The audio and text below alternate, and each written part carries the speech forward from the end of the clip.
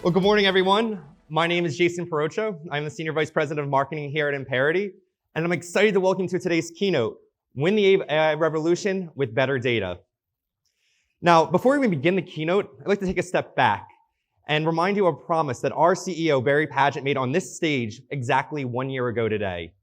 He got up here at the end of the conference and made 3 promises. The first promise is he said, look, I'm going to make sure that generative AI is in the hands of every single customer that wants it, so they can more accurately and better explore their data. The second, after we launched our paid media connectors, he recognized that there's going to be this big cookie apocalypse by Google, and he's going to help all of us reimagine the way that we measure success with our media endeavors. And the third, to our existing customers, we hear you, and what we wanted to give you is more open access, so that you could take the keys of Amperity and make it your own. Now, we've worked with the 3 innovators that you see up on stage who are going to get up here and tell you all the amazing stories of what we've accomplished in the past year. But they're just like the rest of you in the audience right now. And they are both builders and they are dreamers. Now, when we think of builders as the folks that really know the value of customer data, but also understand how hard it is to assemble it, extract it from its different sources, and provide it out to the business teams. And at the other end, we have the dreamers, our business users, our marketers. Now, they have to reimagine how the customer experience works, because today's customer is all over the place. Competition is absolutely fierce. And what they have to do is they need these insights to figure out how to reach extremely targeted audiences. They can't be caught up in the minutia of figuring out, going back and forth with the data teams saying, hey, I need this insight, I need that insight. They need to be more concentrated on the creative side of things, but they still need those insights. So what we do here at Amperity is we bring those 2 worlds together, and while at the same time offer both groups a starting point. And that's what we're thinking about today at Amplify.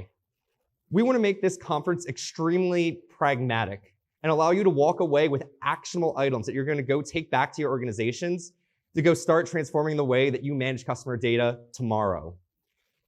We're not going to paint this huge vision, but we're going to provide you with pragmatic advice on how you could start small and then give you a roadmap on how to dream big. Because that's going to be extremely important in today's world when the AI revolution is happening all around us. Now, these are just some of the headlines that I saw over the last 30 days. And the steel thread that links all 3 of these headlines together is that no matter how great AI is, there is an underlying problem.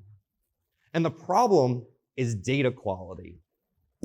So what brands are doing this year is taking a step back from the generative AI promises that were made last year during the huge hype cycle and asking themselves, how do we build a stronger data foundation to ensure that all of our investments pay off?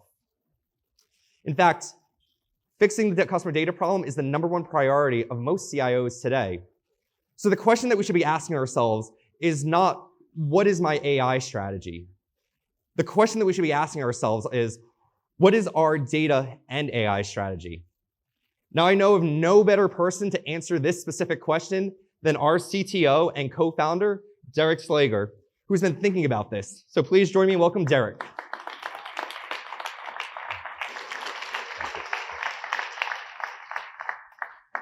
Thank you, Jason. Good morning, everyone.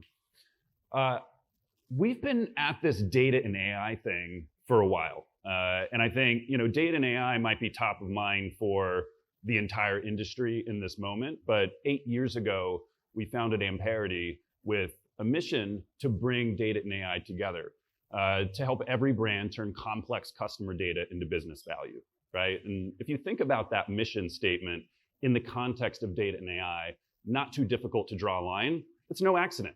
We realized when we started the company, people have the problem, as we like to call it.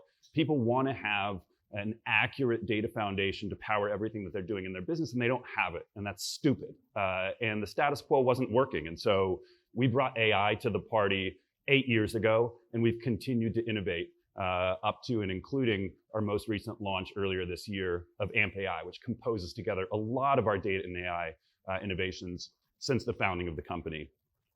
we see the world very simply.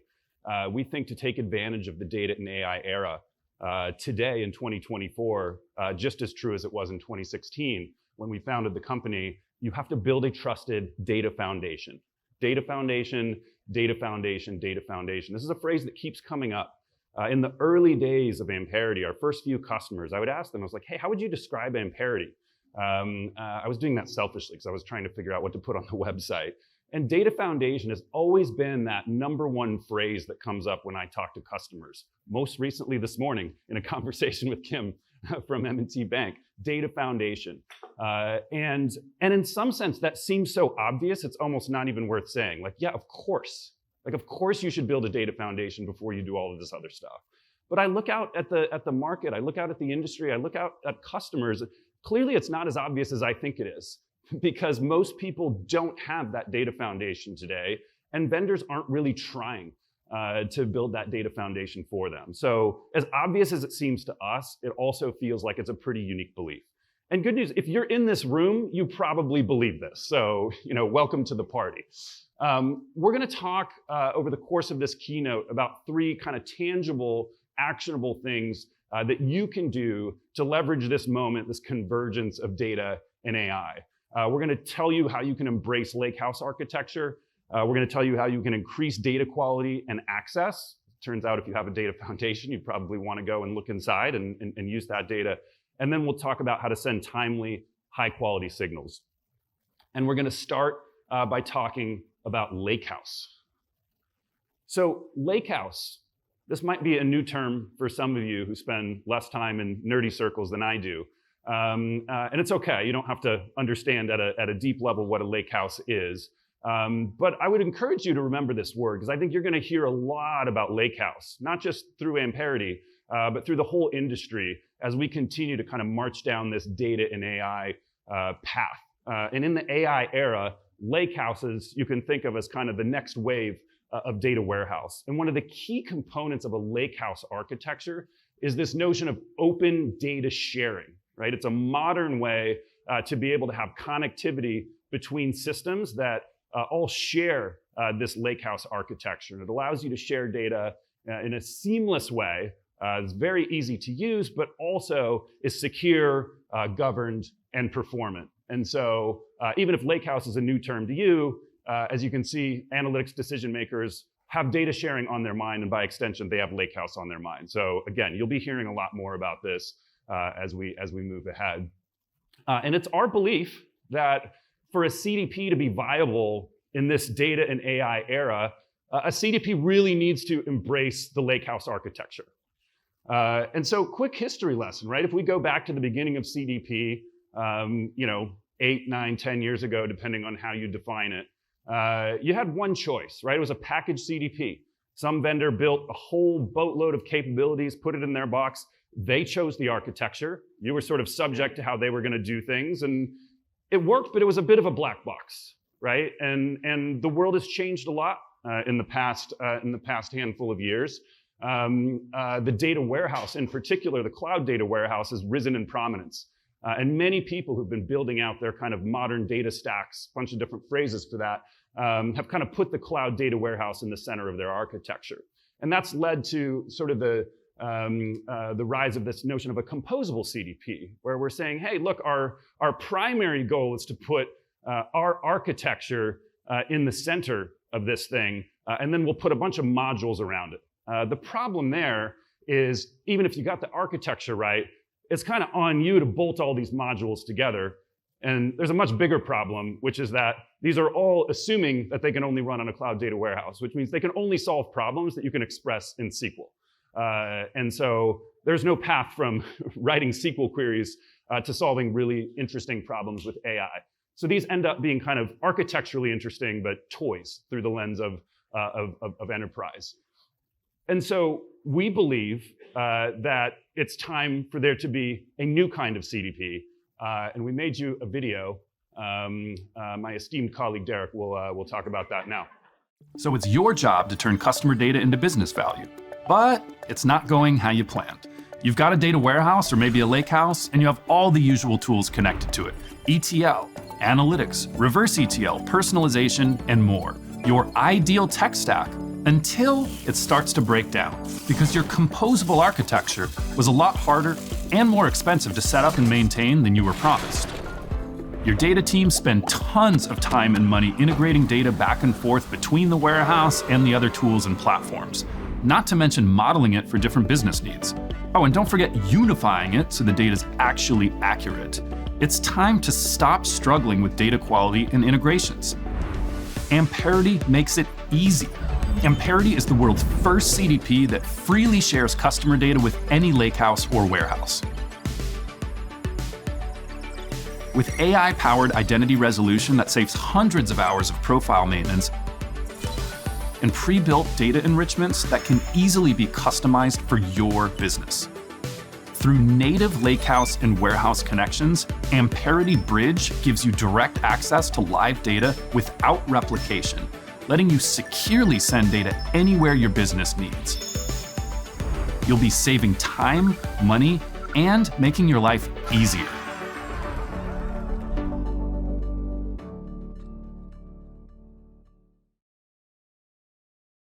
It's so simple. Better data, better results. So we're super excited to talk about the Lakehouse CDP. And I want to emphasize, this isn't just some bolt-on like, hey, Lakehouse is hot. Let's kind of throw some functionality on top to take advantage of the moment. This is something we've been working really hard at for a long, long time. And this involved replumbing the core architecture of Amperity to be completely Lakehouse native. That's down to the file formats, the protocols. So this is not some bolt-on feature. And the hard work of being a Lakehouse CDP is really, truly embracing that core Lakehouse architecture. And then we created Amperity Bridge, which is kind of this magical feeling open data sharing layer where you can take the data foundation that you've built in Amperity and in a couple of clicks, just magically make it show up in any tool that supports the Lakehouse architecture. So Amperity Bridge is bi-directional. So this isn't just the sharing goes one way. You can share data from an existing Lakehouse, and Amperity can ingest that data and make use of it, build your data foundation, and then the same open data sharing protocol goes the other way. So you have this completely seamless and, again, magical feeling integration path that works all across these Lakehouse embraced ecosystems.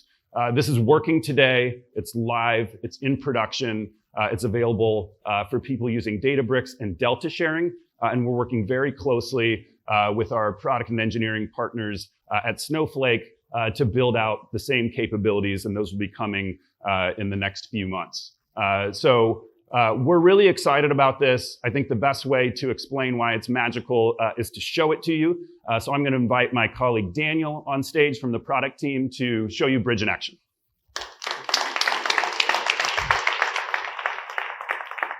Hi, everyone, and thank you, Derek. So today I'm going to be playing the role of a head of an IT org. And I've been tasked by my business to provide insights into our highest value customers. My team works primarily in Databricks, both using it as our lakehouse for our raw data, and it's the primary platform for a lot of our analytics work. But I'm really concerned about the work it'll take to unify all of that raw data together, and then to maintain those data pipelines as the schemas constantly change. And that's just like hundreds of hours my team doesn't have. But thankfully with Amperity Bridge, that becomes a whole lot easier. So we're going to start out in Databricks, where we have all of our raw data in our bronze catalog. We have e-commerce data, point of sale data, and loyalty data. And this has customer and transaction information, but all of it is in different schemas. There's no clear linking key. Thankfully, with Amperity Bridge, we can use Delta sharing to give Amperity access to this data in a read-only format without having to copy it over. So I can share the e-commerce, loyalty, and point of sale data without having to really do much. So let's add a bridge, and let's call this one Databricks Inbound. Using a credential file I've already generated from the Delta sharing protocol, I'll upload the credentials, and with one more click, I'll be able to just see just the data that Databricks has given Amperity access to. This data is going to be in a share called Amplify, and you'll see just the 3 schemas and all of the tables we sort of saw exactly as they appear in Databricks. We want to bring all of these in to the system So let's select it and click Next. We're going to quickly map it to an Amperity table. And just with this one click, this data is going to be able to explore, query, and then unify using Stitch. So let's quickly look at what one of these tables looks like. We're going to dive into the loyalty members table. Let's click on it. And here we can see the schemas and samples exactly as this data exists within Databricks. Now I'm ready to unify this data. I don't have to build a data engineering pipeline. I'm able to just use Stitch and unify the data automatically. So we're going to fast forward a little in just 1 second. We're going to assume Stitch has been run. We're going to have generated a Customer 360 database. With this Customer 360 database, we've already unified all of our customers together, and we can explore the different attributes of our data. So let's dive into one specifically. We're going to take a look at one named Mike Davidson. We have all the attributes associated with him. And then we have the interactions that he's had with our brand, whether they be on the web, point of sale, et cetera. Our Customer 360 database also has an identity graph, which we can use to power compliance workflows or power LLM development and use this as the identity spine for it. But now that the Customer 360 database has been generated, we're ready to send this data back to Databricks. So we're going to go to Destinations. We're going to click Add Bridge once again here. And once we do this, we're going to name this next bridge Databricks Outbound. And using the same exact secure access method, we're going to give Databricks read access in a zero-copy manner to Amperity data and just give them access to the Customer 360 database that we generated earlier. So we're going to select all the tables and click Next. With just a few easy clicks and a credential file, we can go now to Databricks and we'll have all the access to Amperity data updated in real time as it changes. So we can see we have a Delta share named Amperity Prod that's mapping the data from our bridge into a customer catalog called Amperity. And this Amperity catalog is usable just with all the other data in the same Databricks environment. Here we can see the tables exactly as they were in our Customer 360 database. And best of all, this gets updated. So if I want to remove a table from a share, if this data changes, it'll be represented in our Databricks environment. So let's go and query over this data. Here we're going to do a query just to, a very simple query, but we're going to see the examples of our the highest lifetime average order. We're going to just look at customers with more than $200 here. Here we're able to query directly from that data into Amperity. It has not been copied over. We're reading directly from the Amperity system, and this can be used to power any sort of analytics workflows, LLM development, any sort of work that you'll be doing in your lakehouse with Amperity Bridge. And again, best of all, it's completely up to date with every change. There's no maintenance needed. Thank you.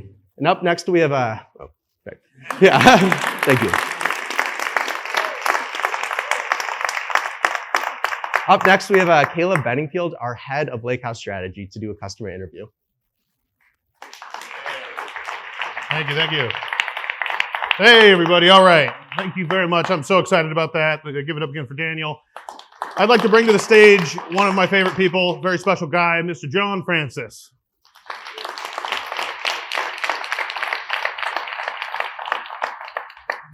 John, we've been working together for quite a while. I'd love you to give everybody a quick intro. Tell us about your history working with Amperity and what you're working on today at General Motors. Yeah, no, happy to share, and thanks for having me.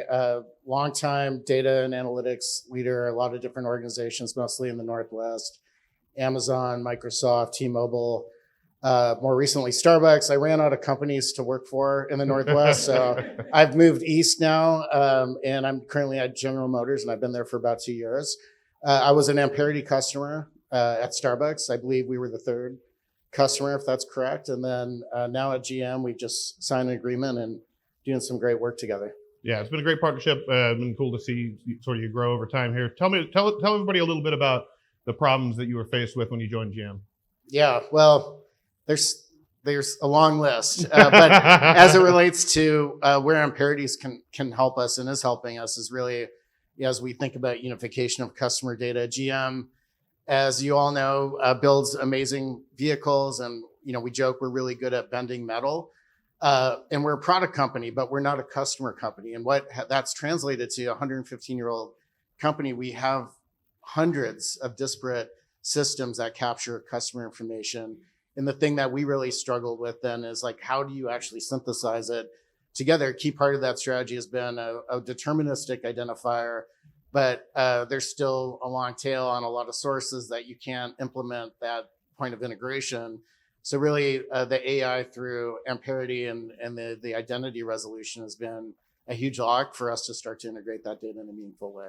That's awesome. Yeah, and the stuff you guys just saw with Bridge, we've been collaboratively getting that going with General Motors for quite a while now. One of our first customers to integrate via Delta sharing, connecting their Amperity tenant to their Databricks storage. So I guess give us a little peek into kind of where the road is going here. Now that you have your identity and your Databricks, what kind of stuff are you looking to build for it? Yeah, I mean the low-hanging fruit side of it is just frankly we're identifying segments of customers and populations that formerly we haven't been able to connect to with different behavioral attributes. So I think first and foremost, there's an insights component. But the thing that I'm very excited about is that now we have this integration of data. We have Databricks. We're actually working on building our own targeting engine. Historically, GM has outsourced a lot of its customer information to different agencies and third parties to do this work on behalf of us, to do the segmentation, the targeting for different types of campaigns.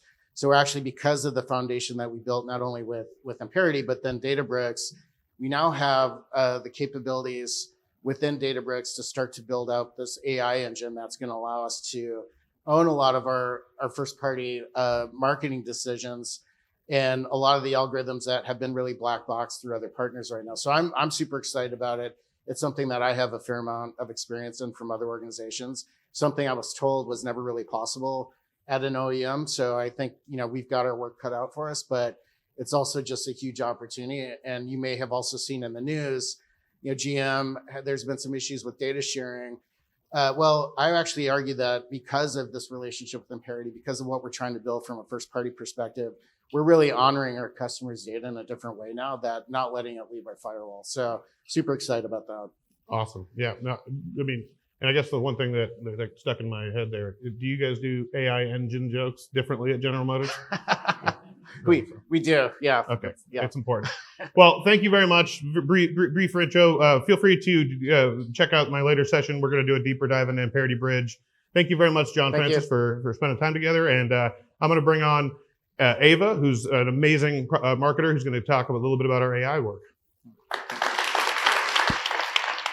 So we heard a bit about how it's really, really important to build a high quality, accurate data foundation. Caleb talked a bit about that. But the next question we might ask is, how do we actually continue to improve upon our data quality, as well as make data accessible to everyone in our teams and our organizations that actually need to use that data to generate value? And AI is actually the perfect tool to do that, because AI unlocks so much for teams that are non-technical to actually use, access, and make use of their data. And I know AI is probably a buzzy word, right? We hear about it, we're reading about it. We might have conversations with our coworkers and our peers about it. But it actually has so much potential to transform how we personalize experiences for our customers. And it's actually going to usher in a new era of hyper-personalization and transform how brands interact and engage with their customers. And it's going to do so because it's actually going to pair together teams that have traditionally been maybe more siloed, the builders, the more technical users, and our dreamers, who are the ones actually creating these exceptional customer experiences. And they're going to bring these teams together to create a more productive and efficient organization to power these new customer experiences. And AI has the potential to actually potentially add about $4 trillion of economic value annually, which is a huge amount of opportunity for our brands to take advantage of. And while many brands might be thinking, how can I be a first mover? How can I actually create an efficient AI strategy that makes sense for my team? At its core, AI is actually going to transform how teams operate in two fundamental ways. So one, by increasing productivity, and that's actually by automating and assisting on super complicated or time-intensive tasks. And that's going to make our technical teams just have more time to actually do more value-driving activities. And the second area is business intelligence. So thinking about how we can explore and access insights more quickly, and how teams that are maybe not so technical can actually make use of their data more and create these customer experiences, as well as use data to actually make predictions about what customers are going to do next. So perhaps based upon their value or their propensity to churn. AI is actually going to power business intelligence at the speed of the customer. So you're meeting your customer where they are now, today, and you're not waiting for the future. And we've actually structured AmpAI, which is our new AI suite, to actually focus on those two areas, productivity and business intelligence. And because we want our customers to take advantage of AI today. It's really important that we support our customers in being first movers in this space and take a piece of that $4 trillion opportunity. And so we've unlocked sort of a suite of new capabilities, new and existing capabilities rather, to help our customer teams actually take advantage of AI. And the first is using AI and ML to create this unified data foundation that we all know as Stitch. The second is actually to use generative AI to enable teams to build on their platform more quickly, create SQL, query SQL more easily, and actually a lot of our teams who have used AI Assistant are actually learning how to use SQL because AI Assistant is supporting them in doing so. The third area of focus is actually on the insight side, allowing teams to get access to insights more quickly and more easily so that they can make decisions about their customers, what marketing strategies or analytic strategies to pursue, and all doing this by just asking a simple question of their data using natural language. So again, lowering the barrier of entry to interact with their data, no need for technical teams only to support you. And then our last area of focus is our propensity models, our predictive models, and that allows you to actually predict what a customer is going to do going forward. So you can meet your customer where they are in the future, either based upon their value, their propensity to churn, or perhaps a propensity to participate in a certain event or take a certain action. And together, these four focus areas make up a super comprehensive suite of AI capabilities that everyone in this room can actually take advantage of today. And we're really excited about continuing to innovate in this area. And so we would love to have conversations with any customer about how they're using Gen AI today, because it really allows us to learn and innovate alongside you. And what's really exciting about this suite of AI capabilities is that every model and AI tool here is based upon your customer data context. So it's actually really actionable. It's not sort of the AI we're hearing about that is hard to actually bring to life. This will bring your data to life today. And so we are really, really excited to unlock this and give access to everyone in this room. And now I'm going to bring on Joyce Gordon, who is our head of generative AI at Amperity, to actually demo some of these really exciting capabilities. So Joyce, welcome to the stage. Thanks. Sure. Okay, I'm going to start today by demoing our AI Assistant. AI Assistant is a tool to help your teams write SQL more easily, efficiently, and quickly. If you're anything like me, it's not uncommon to experience errors when you're writing SQL. So here we've got a query, the user's encountered an error. We can ask AI Assistant for help. So we're going to click the Ask AI Assistant for Help button. This is preloaded with all of your company's data and schema, so it's going to have customized results for your business. We've got a corrected query here. We can copy in that SQL. We can run it, see the results, and fantastic. AI Assistant helped us resolve this error in a matter of seconds. The next scenario we're going to walk through is where AI Assistant helps us craft a query from whole cloth. So we're going to ask AI Assistant for help in crafting a query to pull a list of our top 100 customers by lifetime spend. And since AI Assistant has access to all of your data and schema and understands the tables, it knows exactly which field actually corresponds to lifetime spend. So we've got our query here from AI Assistant. It's confirming that this query is valid. It's explaining a little bit about how it even crafted this query. We're going to enter it in, run it, and here we can see we've got our top 100 customers by lifetime spend. So AI Assistant is really a tool for your business to more easily and quickly access queries and data and be more data-driven. Next, I'm going to show AmpGPT. And AmpGPT is a tool for your business users who might not know SQL at all to understand your data and put data and customers at the center of every decision your business makes. The scenario we'll be walking through today is one where we're engaging our high-value customers coming out of the holiday. and I'm going to ask AmpGPT for some help in crafting this query. I'm going to start by first asking, can you get me a breakdown of customers by predicted value tier on the customer 360? Before we figure out which customers to engage, I just want to understand what is the total distribution of customers by their value tier. So AmpGPT is taking this prompt, it's turning it into SQL, it's running that query, and we can see instantaneously we've got an answer here. For this particular post-holiday campaign, I'm going to focus on my platinum customers, which are my most valuable customers. We can see there are about 88,000 platinum customers. Next, I want to think a little bit about how to personalize this message. What content, what creative should I show to these platinum customers to engage them? I'm going to ask AmpGPT for some help. So I'm typing in what's the revenue by product subcategory for platinum customers during February of last year. AmpGPT is going to take that information along with all of my company's schema, fields, data descriptions, and it's going to craft a query. And what we're about to see is AmpGPT is able to craft some pretty complicated queries requiring joins across multiple tables. This is something that could take quite a bit of time to write if you're doing it by hand. So we can see here's the product subcategory with total revenue. It's a little bit hard to parse these results, so I'm going to ask AmpGPT for some help. AmpGPT is graphing the results here. And we can see that these platinum customers, they tend to purchase shoes, jeans, tops, and tees. This is all really helpful as I'm thinking about how to personalize this message for the platinum customers. Next, we want to think about the channel. We're launching this campaign. What channel should we actually focus on? Once again, we'll ask AmpGPT for some help here. Okay, last one, what's the preferred channel for platinum customers? Again, we can see the query is quite complex. It's requiring joins across multiple tables. And AmpGPT is going to provide us a response here in a matter of seconds. There it is. It beat my talk track. We're graphing it.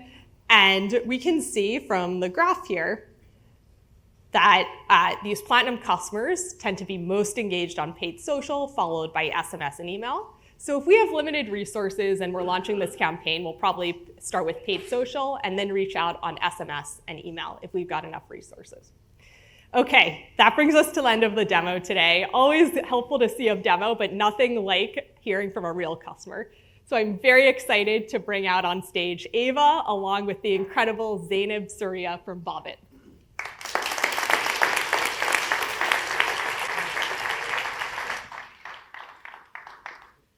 Hi again. So as Joy said, I'm going to be joined by Zainab Surya, who is the VP of Product at Bobbit, to just talk a little bit about AI. Thanks so much, Zainab. Hey, everybody. So first question, can you just tell me a little bit about your business? Yeah, absolutely. So Bobbit is a B2B data and content company. We specialize in beauty, health, and wellness, automotive, and public safety verticals. Our audiences rely on us for industry news, insights, best practices, trends, content, essentially. Our clients, our customers rely on us, of course, for the data and the insights and the content. They also rely on us for aggregated industry data, and they're relying on us to connect them with our audiences when the time is right, when their brands, their products, their solutions are needed by our audience members. So we do this through our content, our social media channels, our websites, and we have over 20 premier industry events where we connect our audiences with our customers and provide industry expertise. Awesome. So we know Bobbit is a first mover in AI, and you've been taking advantage of a lot of our AI tools. But how do you see AI evolving in your organization? I think, Ava, it's going to allow us to do so much more with so little. So I'll give you an example. I mentioned that we rely on content, and we have our editors who are industry experts in writing this content, making this content available. Writing that content is one thing, but making sure that this shows up, we're all product marketers here. We know the SEO challenges are real, right? We know about this cookieless world that's coming upon us. Making sure this content shows up, is available where our audiences are, is a whole different thing. So one of the things that my team is working on at Bobbit is we're using AI, and we're building an AI-based web app.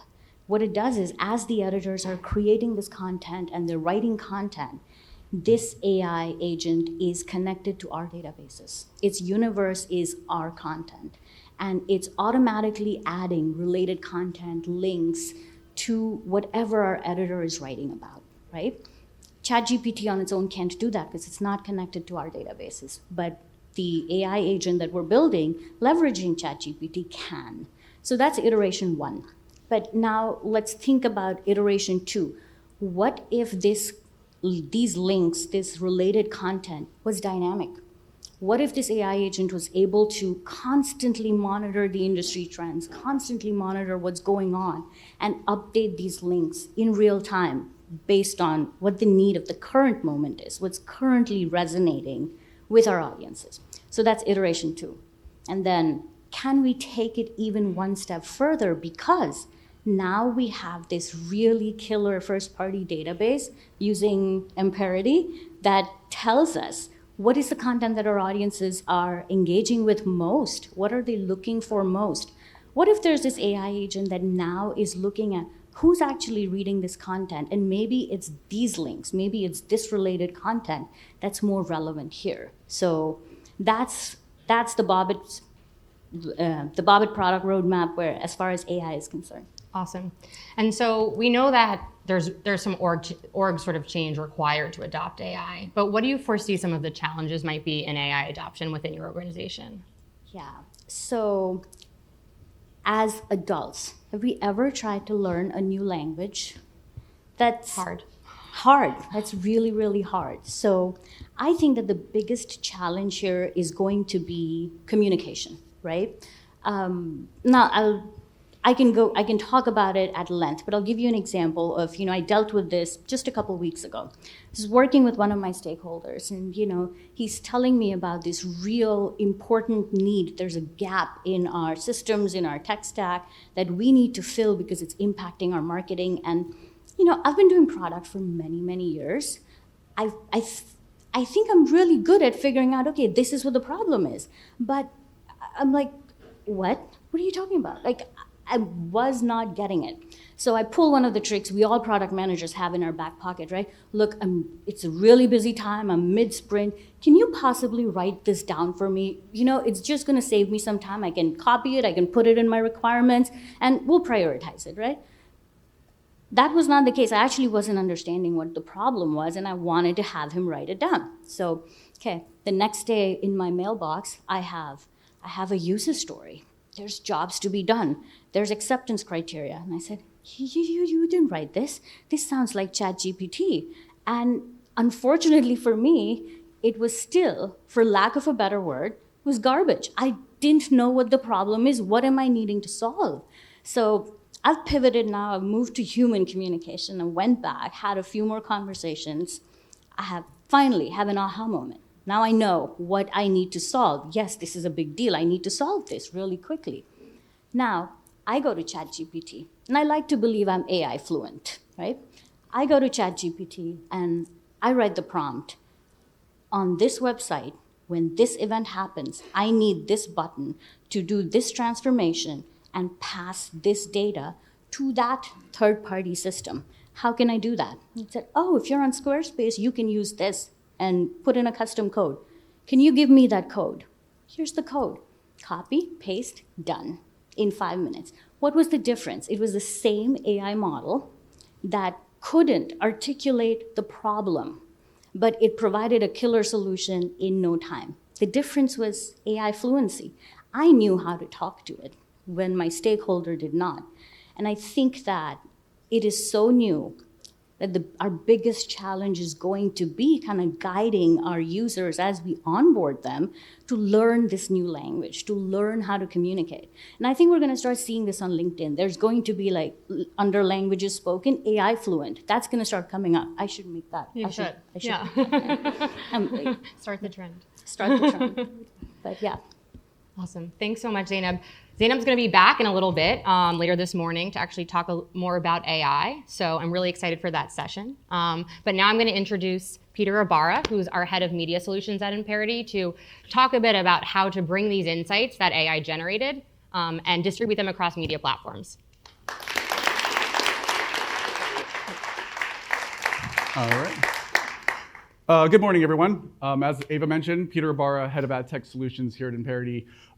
Really excited today to talk to you around some of the latest developments and features that we're going to be releasing and making available. After we announced, the Amperity for paid media product last year, in this actually very room, we've been thinking a lot around what the next iteration of our product and our features should be, right? So when we were here last year talking through the new capabilities, we emphasized the importance of first-party data. And we did that in the context of how do you take your valuable customer data assets, your audiences and segments, and be able to directly activate them across the advertising ecosystem? How do we make that seamless? How do we make that happen as quickly as possible? Because you need to get the right signals in the right place. And so as we kind of think through that, right, we wanted to start to go and say, what is the next iteration of what this can look like? And we'll start with, when we look at digital media and what it's historically done, there's still a predominant amount of dollars in the ecosystem that are optimizing for digital events only. When we think around cookies or device IDs, right, they can't say like, oh, you made a purchase at the register. It's never known that. That's always been a limitation of this ecosystem. And so when we think around the $250 billion that are spent in the US every year, it's still to go and optimize towards a single channel. But customers don't act that way. They just make purchases regardless of where that may happen. And so you need to start to utilize the data foundation and the sources of where that interactions come from and be able to unify it and make it actionable. And while we've known that digital ads have an impact on in-store sales, right? We see that Google's talked about how 2/3 of in-store transactions today are likely impacted or influenced by digital ads. But how do we enable that? How do we do that at scale so that customers can be able to go and do this in their own four walls and enable this every 24 hours? And the reason why it's been so hard to go and do that is like, even if I had all of my data organized in the right format, and I can go and push that through the legacy tools that ad tech provides, the cookie and mobile device space just wasn't able to do that in the speed that it required. It took too long. It was very expensive. And every time I wanted to make an update, then I had to wait another 3 or 4 weeks for that signal to actually reach the places that I needed to reach. So when it takes that long, by the time that the valuable customer inputs are in the places it needs, it's likely too late, stale, and no longer relevant for the ad that you wanted to go serve. And so a lot of the things that we've been focusing on is how do we start to take every single customer input and transaction that can happen, and don't take weeks or days to make it available, but how do we do that in minutes and hours? And so what we're excited to talk to today are some of the new media intelligence tools. So last year we talked a lot around audiences for targeting, but now your first-party data is going to be utilized to do things like optimization and measurement, regardless of where the transaction or the conversions happen. And so we're going to have our product manager come out and talk through some of these capabilities, but we're going to start by saying, hey, how do we start to look at the various audiences that I have and quickly compare them, right? I have my high-value customers or my loyalty members or people that are at risk. How do I start to optimize my media so that I'm not targeting every single customer that's made a purchase, but I'm targeting those that have a high average order value or are likely to spend a lot more money? Now I can start to think about my media as a customer value channel. We're going to expand our support and partnership with UID2. And then we think this is a really big opportunity for brands because what's allowing them to do is say, just like your loyalty ID or just like your CRM identifier that can sit within the Amperity profile, now the UID2 can sit right next to it. So that way you can go and activate across the open internet, but more importantly, be able to go and bring one-to-one measurement right back into the platform. And that will allow you to say, we saw this person saw an ad on CTV 3 days ago, and they made an in-store purchase, and you can do it all within the Amperity ecosystem. We talked about the importance of offline conversions, right? We can see that today's ecosystem is allowing you to say like this online purchase was influenced by an ad, but now we're unveiling a suite of offline conversion APIs that will allow you to do the same exact thing for any sort of transaction event that happens outside the traditional digital ecosystem. So we'll have templatized queries. So that way, if you're a retailer or a QSR brand where a majority of your transactions, 90-95%, still happen in store, we can now unify that, put it into a profile, and ship it to the ad platforms the very next day. So now your media campaigns are being optimized at the speed of the customer. And lastly, because we know all of these new tools are going to start to unveil and unlock new metrics within the ad platforms, we started to think around, okay, how do we start to get that data from the ad platforms back in? What is my return on ad spend for my offline channels? We want to be able to make that a seamless experience in the same way that we make data egress. We want to make data ingest just as automated as well. So we'll preview some of those dashboards that allow you to start to compare the ad reporting data with the revenue and transaction data that we are already working with. And our customers have been doing this for the last year. Since we announced Amperity for paid media last year, over 75% of our customers are utilizing us for that use case. They're trusting our platform to power over 13 billion signals a day. This is going to be a lot of what the cookieless future looks like, right? So when we look at some of the examples here, we had a global spirits retailer. They enabled the offline conversions events for their social channels. In the first 30 days, they saw that their meta campaigns, 75% of those conversions were actually happening in store. Things that they assumed, but they could never measure. And now that's just available every single day, and you can see the revenue impact that that had. We talked about UID 2 and the ways that it allows for brands to activate that quicker. First Hawaiian Bank was one of the early users of the UID 2 integration. When they enabled that, they reduced their activation times from 20 plus days down to 15 minutes. What that allowed them to do is not only increase the number of first-party data or make that happen faster, but it actually doubled the audience addressability. So you can have more valuable first-party data in a timely way. And all this, all those capabilities, all those operational benefits are to drive the most important outcome, and that's lowering customer acquisition cost, right? You can start to think around the customer data as a way to optimize media and not drive it more clicks or more impressions or more website visits, but actual more transactions. You should be able to optimize for what people are doing with their wallets. That is the most valuable signal, and we want to be able to unlock that across the board. So with that, I'm excited to bring on stage Garrett, who's going to walk through how these capabilities are going to be made available on the platform and make it as easy, seamless experience.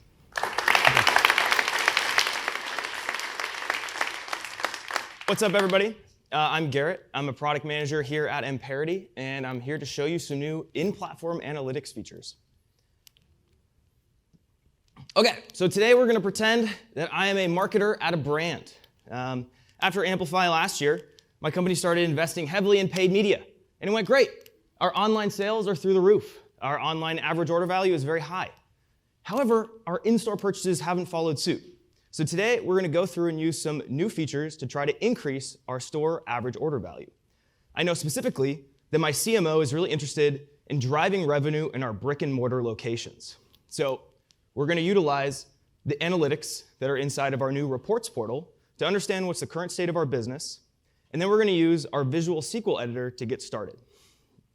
So I hypothesize that if I'm trying to drive in-store revenue, I should probably invite back people who have shopped in-store previously, but maybe not in the last 90 days. So I'm going to pull a segment of people who have shopped previously, but have not purchased within the last 90 days. This is all through Visual SQL. We'll quickly save this segment, and we'll get down to business. So the first thing we're going to do is we're going to leverage Amperity's new segment comparison experience. Here you can pull segments side by side, and today we're going to explore our loyalty customers next to people who haven't bought in the last 90 days. We're trying to increase average order value, and we know that our loyalty customers who are platinum and gold generally have a high average order value. I'm going to change this comparison to pivot to be against all customers to just be against the customers in this segment. And then I'm going to go ahead and begin the next phase of hypothesization. What we're going to do is we're going to add customers who have a high predicted customer lifetime value, which is powered by Amperity's predictive traits. We can see here that these have an even higher average order value of $190. So cool, we're looking good. We've got some people that we think we want to target. We've explored it in the comparison experience. Now we're going to scroll down to our new tool where you can explore the overlap of customers and you can explore the relationship of people in each segment to each other. So you can mouse around and you can highlight the slices and see what's the revenue of each slice and what's the population. But most importantly, you can click on a slice and create a segment directly of those people without needing to do complicated SQL to get there. In literally 2 clicks, we've created a segment that is the overlap of our predicted high-value customers and, of course, our loyalty members. All of these people haven't bought in the last 90 days, so we're not annoying anyone. Cool. We've got this segment ready, but before we go and activate, we know that my company is really interested in trying to show people ads via the trade desk. And the trade desk, as we talked earlier, uses a powerful new ID called UID2. Now, in order to generate UID2s, you would probably have to go and bother your IT teams to get this set up for you. However, inside of Amperity, we now have the ability to generate UID2s for a set of tables or profiles, and we quickly add all of the profiles in there next to your AMP ID. Cool. Now that we've generated the UID2s for all of our customers, where we can go and launch a campaign. We'll go ahead and go back to our segment, and then we'll launch a campaign directly from the segment, because that's the context that we're in. And we'll see that my campaign is populated with the 4 segments that we had in the comparison experience.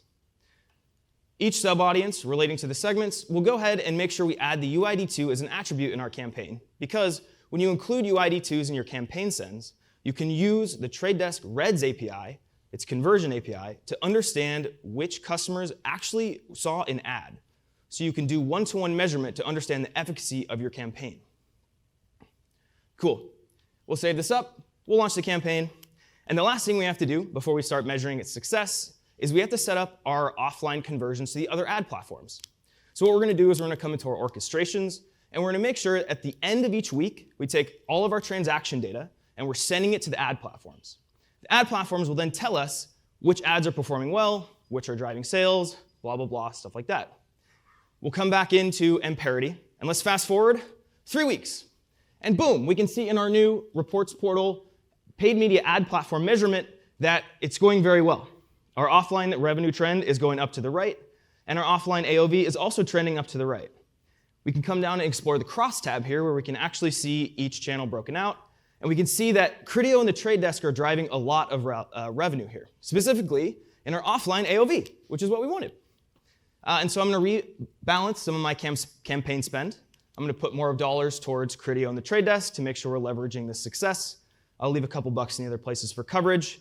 And then let's fast forward another few months. It's the end of the quarter, and my CMO checks in on Amperity, and success! Our store average order value is up. We used all of Amperity's new features, and we were able to successfully launch a campaign, explore some segments at high value, and of course, measure the success with our conversion APIs. Thank you. That's a summary of a new workflow that's available in the platform, and I'm excited to bring Peter back on stage. Thank you. Awesome. Thank you, Garrett. Now I would like to welcome onto the stage Jay Goebel, Vice President of Data Partnerships, where he'll talk through some of the partnership opportunities that we've been working on together. Jay, welcome. Obviously, you and I are in digital media for a long time. We probably know what UID2 is, but for those that are newer to this place, can you just give a quick overview of what that offering is and how marketers should be thinking about it? Absolutely. So first off, UID 2.0, Universal Identifier 2.0. Most people, I think, know that, but just in case. The UID 2.0 is a new identifier that is really going to help with the word that was used earlier today, the apocalypse that Google might bring upon us. The UID 2.0 is a consented, authenticated, cross-channel identifier. It is created when someone provides their email or their phone number when they sign up on a website, when they log into their Spotify account, when they log into their CTV streaming account like with Paramount Plus. It is also created when somebody buys something. If you are online and you purchase something and you give your email, you have provided that information to the owner of that data, who has now the opportunity to turn that into a UID2, just like we saw in the demo from Garrett. It's also connected to offline transaction data. We do a lot of work with retailers, and many of those retailers, because you have signed up for that loyalty card and have given your email address or your phone number, are connecting your transaction data to that universal identifier. I manage all of our third-party data partnership relationships that live on the Trade Desk, and nearly every single one of those partners has attached their third-party targeting data to UID2 as well. So the simplicity of turning something into a UID2 on the Amperity platform, bringing it to the Trade Desk, then the ability to connect it into additional data that the Trade Desk has available, and then bid on that ID across all different types of channels, from display to mobile to streaming audio to streaming TV, CTV, is a tremendous opportunity. You have this one identifier to connect everything from beginning to end, to manage reach, to manage frequency, and to measure back to. Awesome, thank you. So as we're talking about how this is going to be enabled within a one of our mutual customers' data assets, right? Of how they can think through it. As you're looking at this, as you're kind of looking ahead, like what are the things that you think are most exciting for you to be able to interoperate with your ecosystem and the Amperity one as well? Yeah, Derek in his intro talked about, he used the word magic. And when I see the demos that have been shown here and I think about what Amperity does, the word magic just springs to mind, because what you all do really, really well is create this data foundation for your advertisers. And then you have these advanced segmentation capabilities. And our partnership, the nuts and bolts of it is really just the opportunity to send that data into the trade desk on a identifier that makes sense. But the magic really happens when you've segmented that data highly, and then you bring it to our platform. We are launching a revision to the platform. We call it Kokai. It's coming out in 2 weeks. It'll be GA. And one of the things in that platform that we are now going to require of advertisers is that they establish what we call a seed.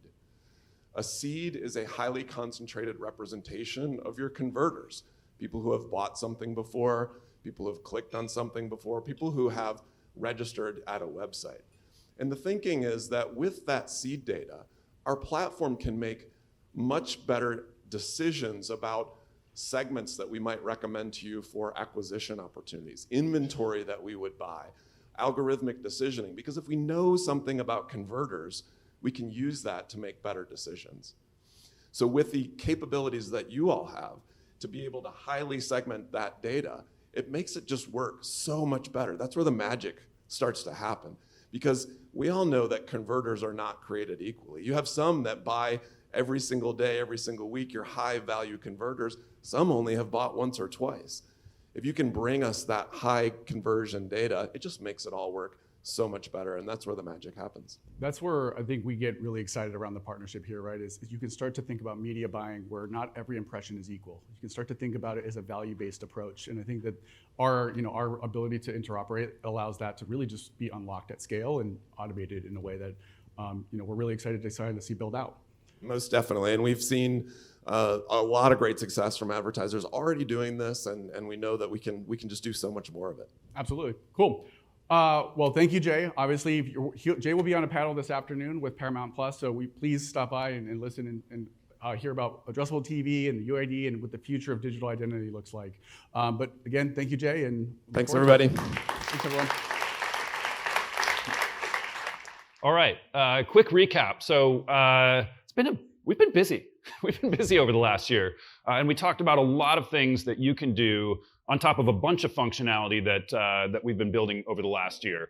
We talked about embracing lakehouse architecture, increasing data quality and access, and sending timely, high-quality signals. You saw product and customer truth for all three of those things. We think that's really important. And these are the innovations that we've launched to help you to do that on top of your data foundation. And like I said, a busy year. This really is just a slice. We highlighted 3 areas that we think are really important in this moment of convergence of data and AI that are going to be important for you to get leverage from that data foundation as you look ahead. But it's really just a taste. And I want to spend 1 minute just talking about a thing that's really important to us at Amperity as a company, and in particular as a technology team. And it's one of our core values, and it's called build for durability. And this is something that even when we were a tiny little startup operating out of a WeWork, which like most startups in the modern era is how you start, we said we're going to build for durability. We're going to do things right, and we're going to make those investments. And the payoff for making those investments in our software foundation is so that we can continue to innovate incredibly quickly, even as we have more people, more engineers, and more software to manage, right? And so there's leverage in that investment. And I think there's a real analog for all of you. Our software foundation, if we do our job, helps you to build your data foundation and experience that same leverage. So you can continue to move fast and avoid the trap a lot of people fall into, which is they start down the path of a data project, and 2 years in, they throw it all away because they didn't build for durability and they didn't invest in that data foundation. So I would encourage you all to indulge in your own notion of build for durability.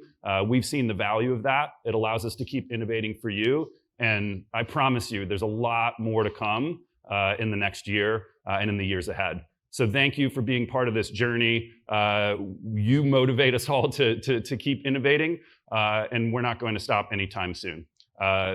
Thank you to our sponsors who have made this venue and this event possible. You'll hear more from each of these folks as we go throughout the day. Thank you.